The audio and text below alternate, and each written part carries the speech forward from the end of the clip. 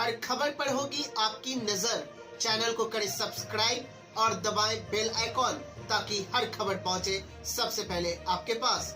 नमस्कार, आदाब, मैं रवि कुमार गुप्ता। स्वागत है आपका बिहार हेडलाइंस में। दरभंगा का प्रतिष्ठित consultancy RA educational consultant near Marwari college north Ganga Sagar Darbhanga 5 साल से शिक्षा के क्षेत्र में दे रहा है महत्वपूर्ण योगदान। अब तक 5000 प्लस छात्रों को निःशुल्क परामर्श करवाया गया है। हिंदुस्तान से लेकर विदेशों तक में प्रसिद्ध विश्वविद्यालयों में करवाएं अपना नामांकन। Medical, engineering, management, pharmacy, agriculture जैसे क्षेत्रों में ले सकते हैं डायरेक्ट एडमिशन। साथ ही साथ बिहार स्टूडेंट क्रेडिट कार्ड से जुड़े कॉलेज भी उपलब्ध है। तो देर किस बात की, आज ही जाएं RA educational consultant near Marwari college north Ganga Sagar Darbhanga.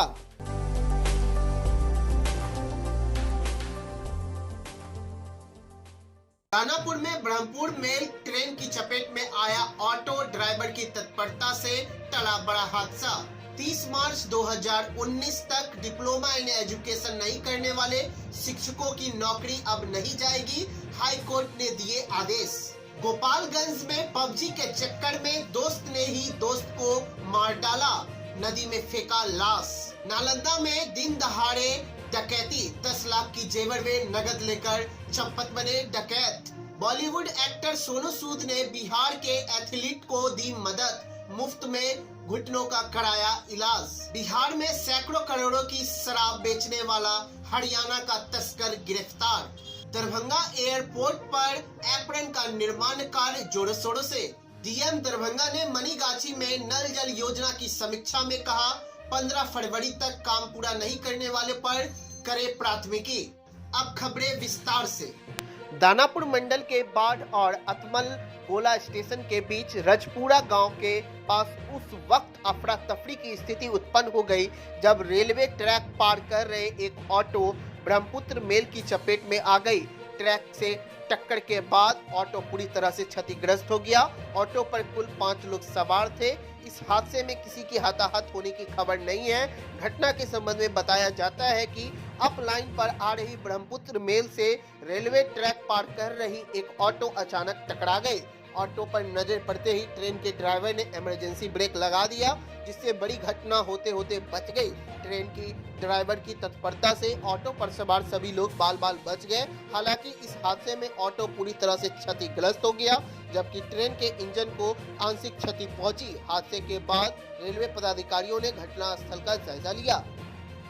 Patna high court ने 30 मार्च 2019 तक डिप्लोमा इन एजुकेशन करने वाले शिक्षकों को नौकरी से हटाए जाने पर रोक लगा दिया है। हाई कोर्ट ने इस आदेश के बाद अब इन शिक्षकों को नहीं हटाया जा सकेगा। करीबन 1 दर्जन याचिकाओं पर सुनवाई के बाद न्यायमूर्ति डॉक्टर अनिल कुमार उपाध्याय की एक कलापीठ के बाद यह आदेश दिया गया है। इस मामले में कोर्ट ने बताया है कि प्राथमिकी निर्देशक ने 22 अक्टूबर 2019 को एक पत्र जारी कर सभी जिला शिक्षा पदाधिकारी को निर्देश दिया था कि जो शिक्षक 30 मार्च 2019 तक डीएलएड नहीं किए हैं और 12वीं कक्षा के बाद 50% से कम अंक लाए हैं, उन्हें नौकरी से हटाने की कार्रवाई करे। सरकार के इस आदेश के बाद ऐसे शिक्षकों ने जिन्होंने 12वीं कक्षा पास करने के बाद 50% से कम अंक लाए थे, उन्हें कोर्ट ने इसे चुनौती दी थी। कोर्ट ने इस मामले की सुनवाई करते हुए सरकार के इस आदेश पर रोक लगा दी है। पबजी के चक्कर में दोस्त ने ही दोस्त को मार डाला और सबको छिपाने की नियत से गंडक नदी में फेंक डाली। पूरा मामला गोपालगंज के कुचाई कोटा थाने के सरसिया गांव की है, जहां नाबालिग छात्र ने मोबाइल गेम पबजी खेलने के विवाद में अपने ही दोस्त की हत्या कर दी।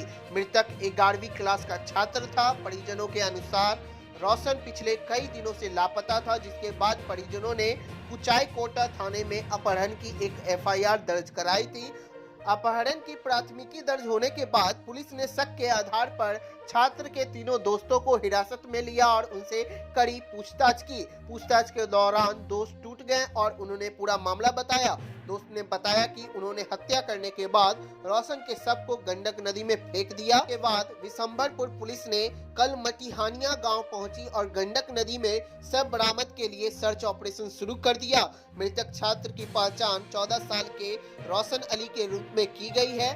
आरोपी दोस्तों ने बताया कि मोबाइल में गेम खेलने में रोशन ने हम लोगों को काफी पीछे छोड़ दिया था, जिसके बाद गुस्से में आकर उन्होंने रोशन की हत्या कर दी और सबको गंडक नदी में फेंक दिया। अब पुलिस सबकी तलाश कर रही है। नालंदा के सोहसराय थाना इलाके के संगत गली मोहल्ले में इलेक्ट्रॉनिक कारोबार के घर से 10 लाख से अधिक के सनसनीखेज डाके से हर शहरी दहशत में है।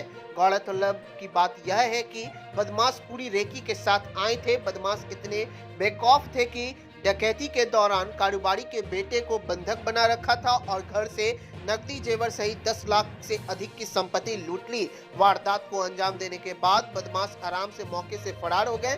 बताया जाता है कि संगत गली मोहल्ले के रहने वाले इलेक्ट्रॉनिक कारोबार सुजीत कुमार के घर गुरुवार की सुबह 10:30 बजे 4 बदमाश प्रथम तल्ले पर दाखिल हुए, जिसके दौरान कमरे में कारोबारी का 15 साल का बेटा शंभू राज मौजूद था, जिसे बदमाशों ने हथियार का भय दिखाकर बंधक बना लिया और रोटावेल से 10 लाख के जेवर और 50,000 नगद लूट ली।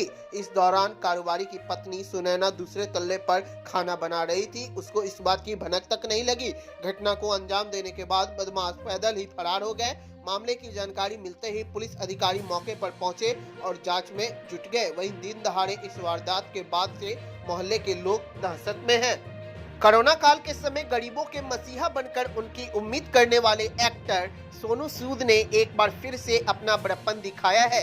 दरअसल सोनू सूद की वजह से बिहार के एथलीट आनंद कुमार सिंह ने घुटनों का इलाज नहीं हो पा रहा था। आनंद कुमार सिंह नालंदा के नूरसराय के पपरनौसी गांव के छोटे से परिवार से हैं। वह एक एथलेटिक्स खिलाड़ी हैं। दरअसल आनंद कुमार एक खेल के दौरान चोटिल हो गए थे और उन्हें घुटने में गंभीर चोट आई थी। तभी से वह अपने घुटने की बीमारी से जूझ रहे हैं, जिसके कारण वह किसी भी तरह के खेल में भाग नहीं ले पा रहे थे। वहीं उनके परिवार की आर्थिक स्थिति दयनीय थी, जिसकी वजह से वह अपने घुटनों का इलाज नहीं करा पा रहे थे। अपने घुटनों के इलाज के लिए आनंद कुमार सिंह ने सोनू सूद से सोशल मीडिया के जरिए मदद की गुहार लगाई, जिसके बाद सोनू सूद ने आनंद कुमार सिंह का इलाज दिल्ली के एक निजी अस्पताल में मुफ्त में करवाया, जिसके बाद एथलीट के परिवार वाले ने सोनू सूद का आभार व्यक्त किया और धन्यवाद भी दिया। बता दें कि कोरोना काल में सोनू सूद ने बिहार के गरीबों की बहुत मदद की थी और गरीबों को उनके घर तक पहुंचाने का जिम्मा उठाया था। सोनू सूद ने लाखों गरीबों और मजदूरों की मदद भी की थी। बिहार में शराबबंदी के बावजूद शराब की खपत बढ़ती जा रही है। चोरी छुपे किए जाने वाले ये कारोबार अपराधियों के लिए बड़ा व्यापार बनते जा रहा है। आज पुलिस ने लंबे समय से बिहार में शराब की सप्लाई करने वाले हरियाणा के लेवल 1 के ठेकेदार अजीत खलील का गिरफ्तार किया है। हरियाणा के लेवल 1 के शराब ठेकेदार अजीत खलीला के पास से सिर्फ हरियाणा के अंदर शराब कारोबार करने की अनुमति है, लेकिन वह लंबे समय से शराबबंदी वाले राज्य बिहार में शराब की सप्लाई करते आ रहे हैं। बताया जा रहा है कि यह हर महीने 20 ट्रक शराब बिहार में सप्लाई करते हैं। अजीत खलील को हरियाणा से गिरफ्तार किया गया है। उसे फ्लाइट से पटना लाया गया। सूत्रों के अनुसार ये शराब तस्कर अब तक बिहार में सैकड़ों करोड़ों रुपए की शराब खपा चुका है। बिहार में मध्य निर्देश के डीएसपी सुबोध और इंस्पेक्टर अबरार अहमद के साथ 2 सब इंस्पेक्टर की टीम 31 जनवरी को बिहार से हरियाणा अजीत खलील को गिरफ्तार करने हरियाणा गई थी। आज बुधवार को हरियाणा पुलिस की मदद से पानीपत जिले में छापेमारी करते हुए बिहार पुलिस की टीम ने अजीत खलीला को गिरफ्तार किया है। दरभंगा एयरपोर्ट पर जल्द ही इंडिगो का विमान उड़ान शुरू हो जाएगा। बताते चलेगी इसको लेकर इंडिगो के अधिकारियों द्वारा इसी सप्ताह दरभंगा एयरपोर्ट पहुंचकर वहां की स्थिति का जायजा लेगा, जिसके साथ ही एयरपोर्ट पर एप्रन का कार्य भी अंतिम चरण में है, जिसको जल्द ही पूरा कर लिए जाने का उम्मीद है। एप्रन बनाने के बाद बढ़ेगी विमानों की संख्या। एयरपोर्ट पर एप्रन बन जाने से 3 विमानों का ठहराव एक साथ दरभंगा में किया जा सकेगा। मौजूदा समय में दरभंगा एयरपोर्ट से स्पाइस जेट के विमान फ्लाइट दिल्ली, मुंबई, बेंगलुरु और अहमदाबाद के लिए उड़ान भर रहे हैं। इसके अलावा इसी महीने की 16 तारीख से पुणे और हैदराबाद के लिए भी स्पाइस जेट की सेवा शुरुआत होने जा रही है। वहीं दरभंगा से इंडिगो की सेवा भी जल्द शुरू हो जाएगी। इंडिगो के अधिकारी दरभंगा से सेवा को लेकर तैयारियों को अंतिम रूप दे रहे हैं, जहां इंडिगो को टाइम स्लॉट का आवंटन होते ही दरभंगा से सेवा की शुरुआत कर दी जाएगी। रनवे पर लाइटिंग कार्य किया जा रहा है। वहीं दरभंगा एयरपोर्ट पर पापी लाइट लगाने का भी काम किया जा रहा है, जिसे भी जल्द पूरा कर लिया जाने की बात कहा जा रहा है। दरभंगा एयरपोर्ट पर इसके अलावा नाइट लैंडिंग के लिए भी IGSS लगाने का कार्य किया जाना है, जिसके बाद रात्रि विमान सेवा भी यहां से उपलब्ध हो सकेगा। जिलाधिकारी डॉक्टर त्यागराजन एसएम ने आज गुरुवार को प्रखंड की नल जल योजना सहित अन्य योजनाओं की प्रगति की समीक्षा प्रखंड कार्यालय के सभागार भवन में की। समीक्षा के दौरान डीडीसी तन्य सुल्तानिया, जिला पंचायत राज पदाधिकारी शरद झा, BDO मनोज कुमार राय, CO रविंद्र कुमार चौपाल, CDPO प्रियंका कुमारी सहित अन्य अधिकारी मौजूद थे। 1 घंटे से ज्यादा समय तक चलने वाली समीक्षा बैठक में योजनाओं का विषयवार समीक्षा की गई, जिसमें मुख्यमंत्री 7 निश्चय योजना के तहत लोगों को स्वच्छ जल आपूर्ति के लिए चलाई गई नल जल योजना का कार्य विगत 3 वर्षों से भी ब्रह्मपुर पंचायत के वार्ड 10, 12, 13, उजान पंचायत के वार्ड 4, 8, 9 एवं 10, टुटुआर के 1 एवं 7, गनौली कनकपुर के 2, 6, 7 एवं 11, भटपुरा के 12, चनौरा के 8, राजे के वार्ड नंबर 1 तथा राधोपुर उत्तरी के वार्ड नंबर 5 का अधूरा रहने को गंभीरता से लिया है और 15 फरवरी तक हर हाल में पूरा करवाने का निर्देश BDO को दिया है। काम पूरा नहीं करने पर इन्हें कानूनी कार्रवाई करने का भी आदेश दिया गया है। समीक्षा के दौरान उपस्थित तकनीकी सहायक एवं लेखापाल को राशि के संधारण में सावधानी बरतने को निर्देश दिया गया है। नल जल योजना की समीक्षा के बाद आगामी फरवरी माह में होने वाले पैक्स चुनाव तथा अप्रैल में संभावित पंचायत चुनाव को लेकर कार्यों की प्रगति और शिकायतों को देखा एवं आमजनों से मिली शिकायत का त्वरित निष्पादन करने का निर्देश BDO को दिया। योजना की समीक्षा के उपरांत DM डॉक्टर त्यागराजन एसएम ने बताया कि अन्य प्रखंडों की तुलना में यहां का काम प्रगति में है तथा संतोषजनक है। उन्होंने कहा कि प्रखंड की सभी पंचायतों में स्ट्रीट लाइट लगाने की योजना शुरू हो चुकी है, इसका सर्वे किया जा रहा है। यह वीडियो आप फेसबुक पे देख रहे हैं तो पेज को लाइक करें व फॉलो करें, यूट्यूब पे देख रहे हैं तो चैनल को अवश्य सब्सक्राइब करें।